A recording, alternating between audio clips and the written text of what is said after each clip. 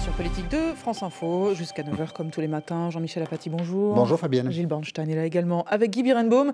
Et notre invité ce matin est porte-parole du gouvernement. Bonjour Stéphane Le Foll. Bonjour. Journée spéciale sur France Info. Nous analysons le bilan de François Hollande, 5 ans à l'Élysée. Avant de parler de cela, parlons de la Syrie, un massacre, un bombardement à l'arme chimique, 86 morts au moins, 30 enfants. Les États-Unis menacent d'agir seuls si le Conseil de sécurité des Nations Unies n'arrive pas à adopter une résolution qui fera que le régime de Bachar el-Assad ne sera pas impuni après ce bombardement.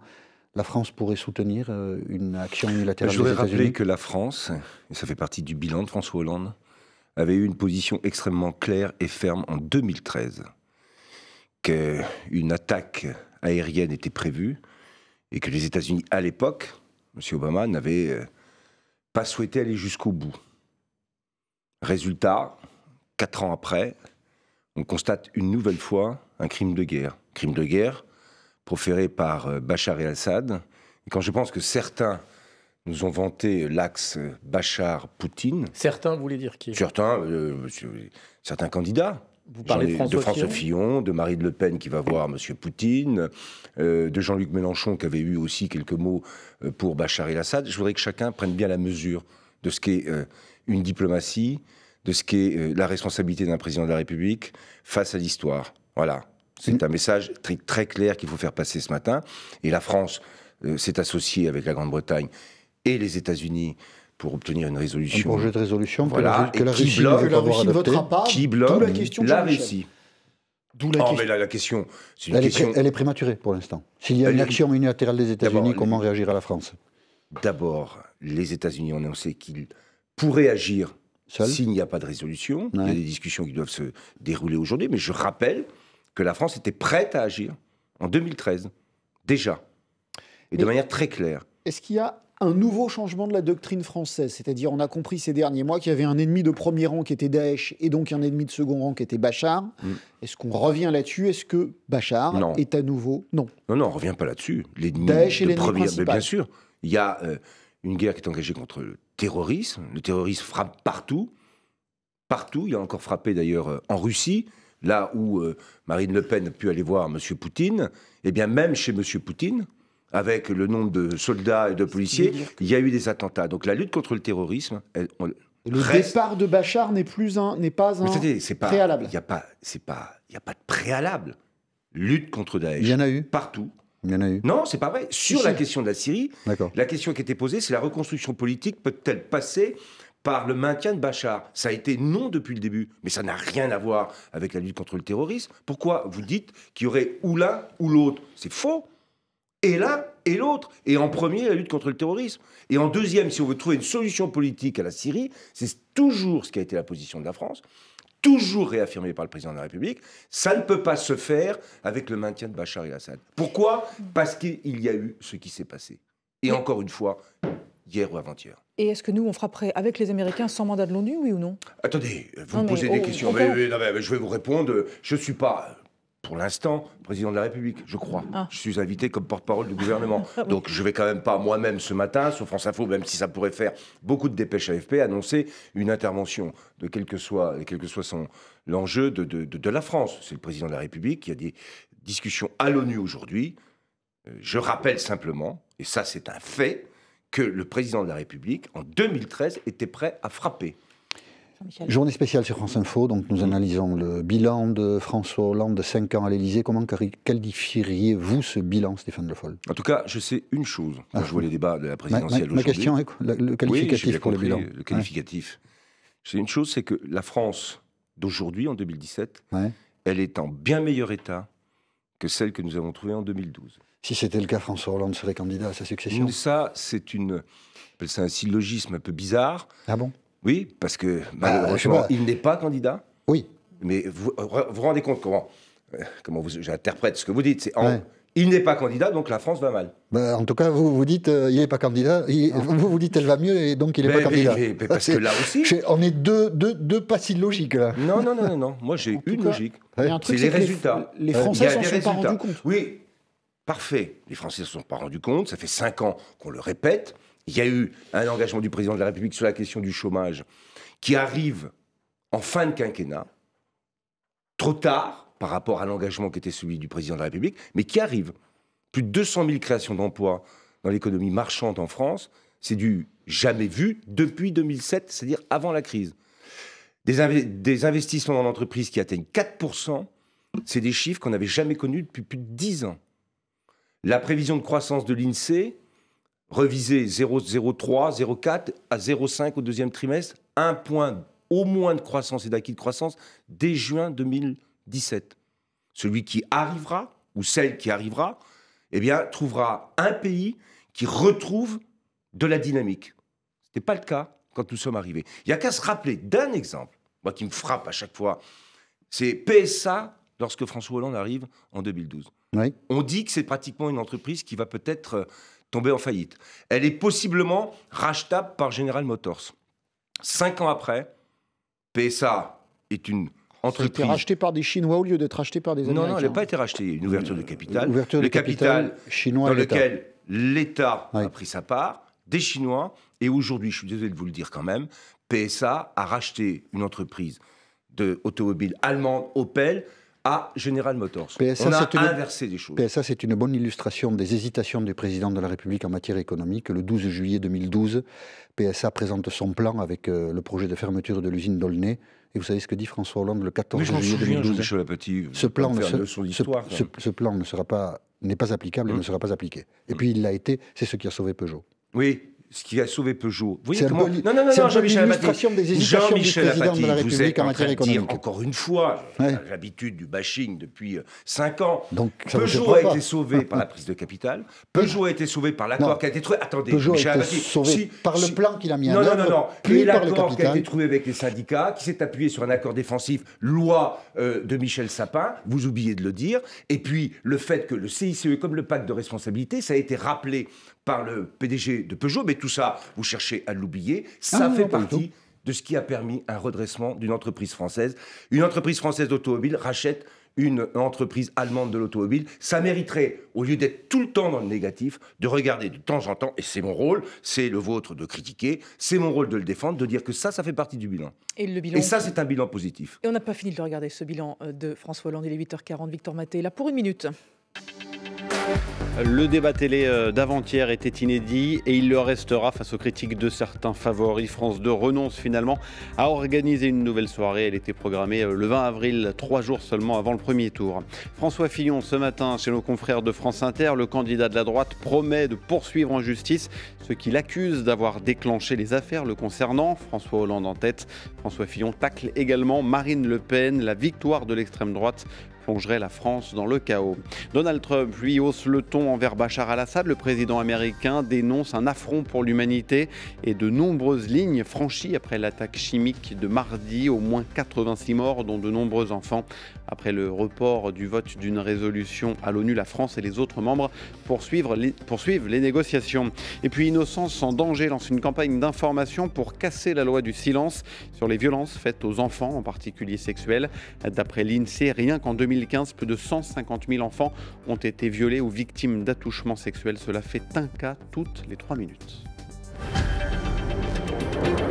France Info. C'est Stéphane Le Foll qui est avec nous sur France Info jusqu'à 9h. Question Gilles Bernstein. Le 1er décembre dernier, c'était il n'y a pas si longtemps, François Hollande a renoncé à se présenter. Je pense que vous vous souvenez même. Ouais, très bien. Et comme je sais que vous ne l'avez pas écouté, eh bien vous allez l'écouter maintenant. Je suis conscient des risques que ferait courir une démarche, la mienne, qui ne rassemblerait pas largement autour d'elle. Aussi, j'ai décidé de ne pas être candidat à l'élection présidentielle. Est-ce que Manuel Valls a été déterminant dans cette décision du président de la République de ne pas se représenter? Je n'en sais rien. Si, un petit peu quand même. Je me souviens bien d'avoir été invité un matin ici avec une dizaine de questions répétées. Je n'en sais rien. Parce que je ne sais pas. Réponse.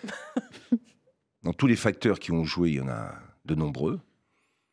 Tout ce que je sais, c'est que lorsqu'on gouverne la France et que c'est difficile, et ça a été difficile, et les critiques n'ont cessé, que ce soit du côté de la gauche, que ce soit du côté de la gauche du PS, avec la Fronde, que ça soit du côté de la droite, et j'entendais tout de suite que François Fillon veut poursuivre en justice le président de la République, franchement. Alors, c'est ce que ça vient d'être dit. Vous en parlez. Alors, je ne sais pas, peut-être que, puisque peut-être nos auditeurs ne le savent pas, c'est ce que François Fillon vient de dire sur France Inter. Voilà, oui, ça vient. On l'écoute ? On l'écoute.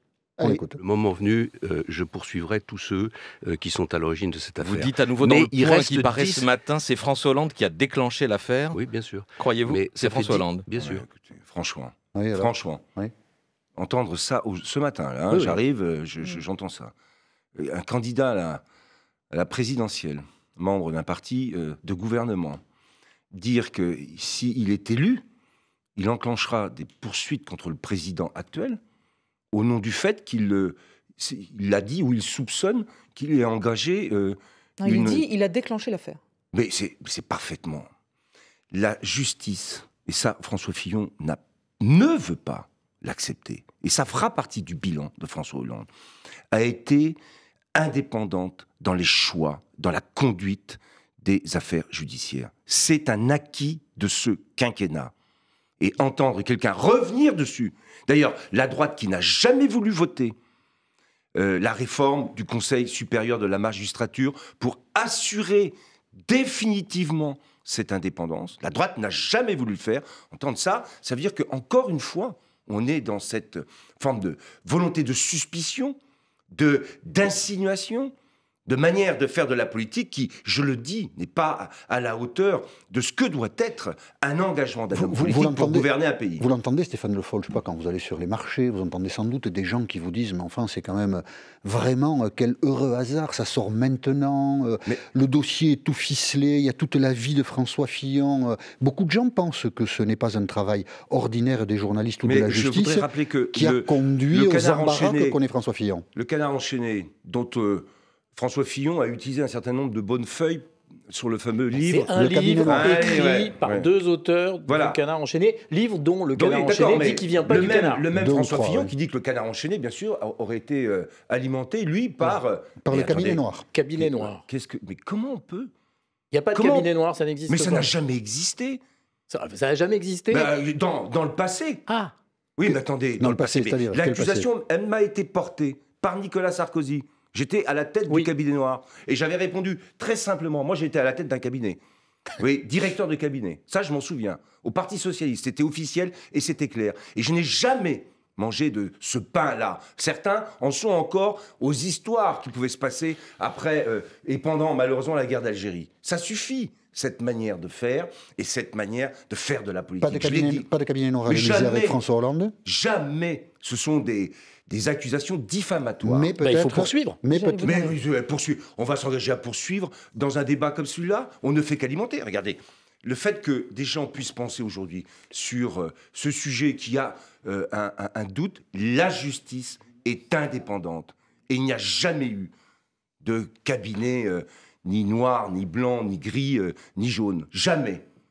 Et ça fait partie de l'honneur de François Hollande et de ce gouvernement. C'était votre réponse à François Fillon qui dit qu'il demandera des comptes à François Hollande. Représenté, il y a eu des primaires qui ont donné comme vainqueur Benoît Hamon, candidat socialiste, qu'on écoute. C'était lors de son meeting à Bercy. Voilà ce que je suis, candidat pour plus de justice, pour plus d'écologie, pour plus de fraternité, pour un futur désirable.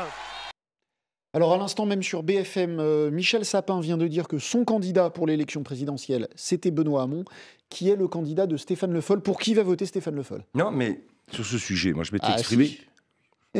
Ça va. Vous savez, je savais qu'en venant, j'aurais cette question. C'est assez légitime quand même. Mais c'est tout à fait légitime. Mais vous l'avez posé la question. Voilà. Donc on attend la réponse. Le seul problème, c'est que vous attendez une réponse. La réponse. Non, mais quand on pose une question, on attend une réponse.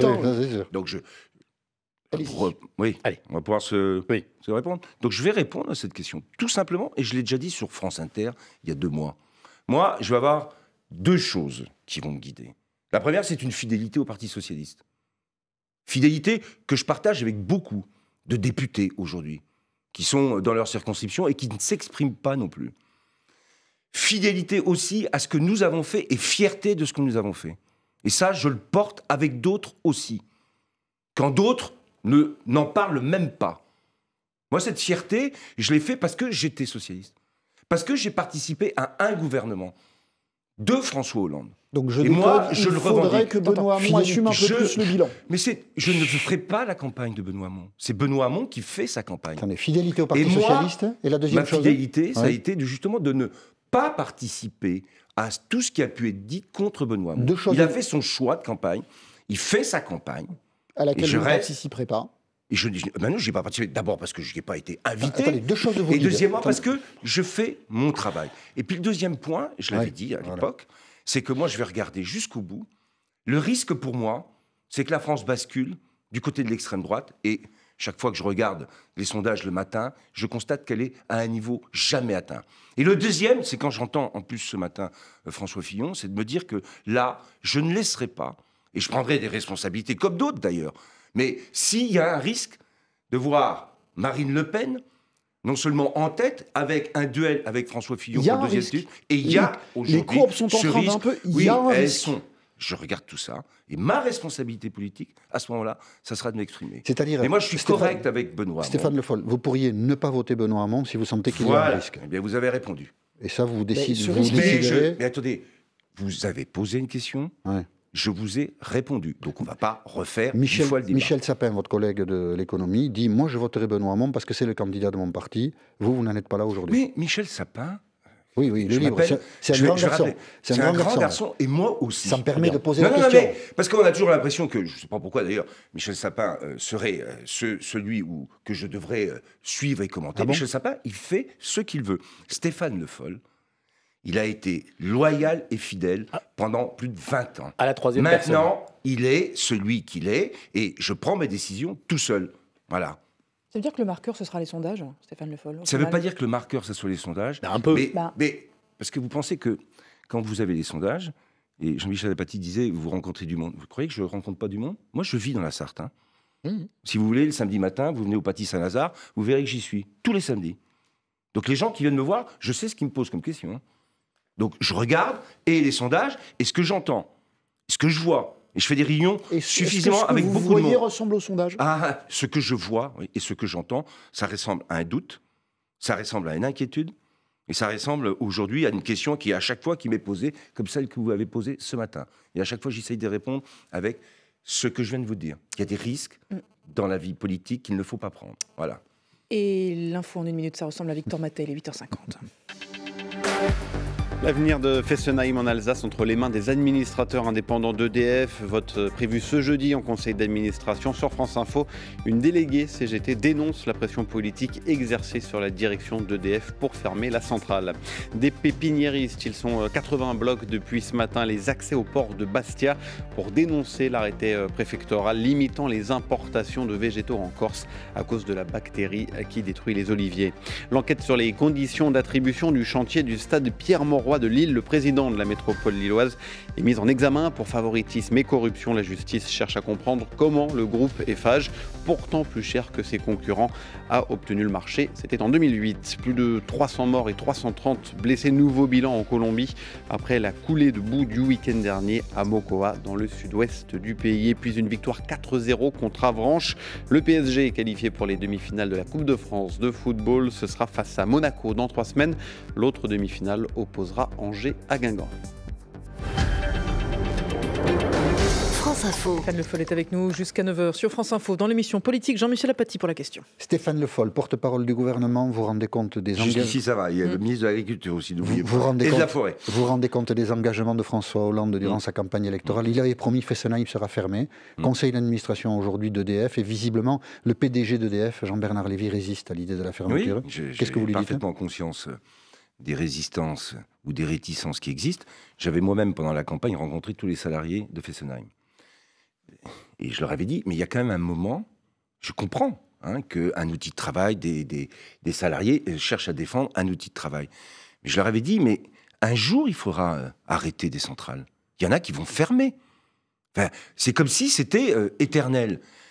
Et la décision qui avait été prise, c'est pour trouver un mix énergétique qui fasse baisser le nucléaire, sur une centrale qui est ancienne, et qu'on devait fermer, et pour permettre justement de commencer aussi à travailler sur ce qu'on appelle le démantèlement des centrales nucléaires. Quand est-ce qu'on va commencer? C'est vrai que le premier pas est toujours le plus difficile. Et je respecte les salariés de l'entreprise. Mais là, le conseil d'administration et le PDG d'EDF, vous leur dites quoi ce matin? Mais ce qu'a dit Ségolène Royal, il y a eu un engagement qui a été pris.